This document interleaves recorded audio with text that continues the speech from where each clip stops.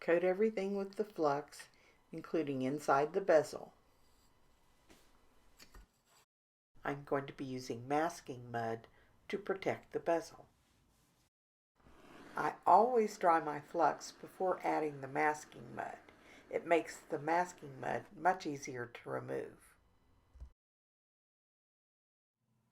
If you're putting granules or wires up next to a bezel, there's something that can happen, that as it fuses, the bezel gets pulled over because it actually fuses to the top of that wire or that granule, and this will distort your bezel as you fuse.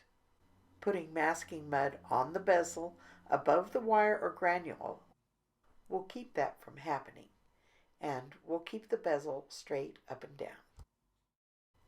So I'm using a very fine brush and bracing my hands so that they're steady, keeping the mud above the top of the braid.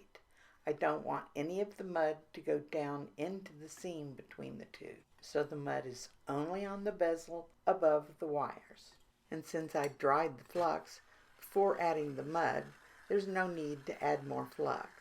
So either circle with your flame. I'm using the rotating spinner tray for my charcoal block. Again, this helps build up that cone of heat.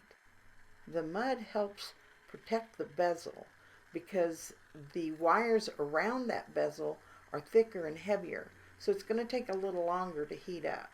You see that I'm focusing the flame on these outside corners of that base sheet.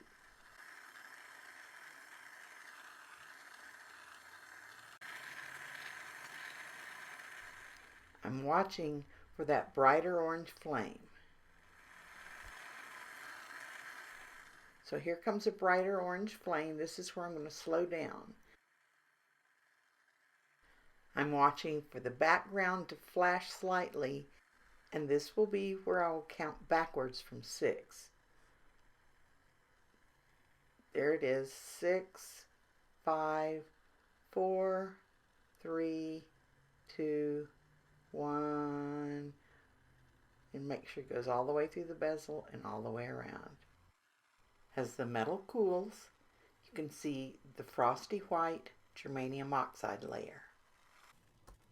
Always test it with a drop of water to make sure that it's cool enough to quench. I'll use soap and water to remove most of this masking mud before I put it in the pickle. After pickling, I'll finish with a soft brass brush and soap as a lubricant.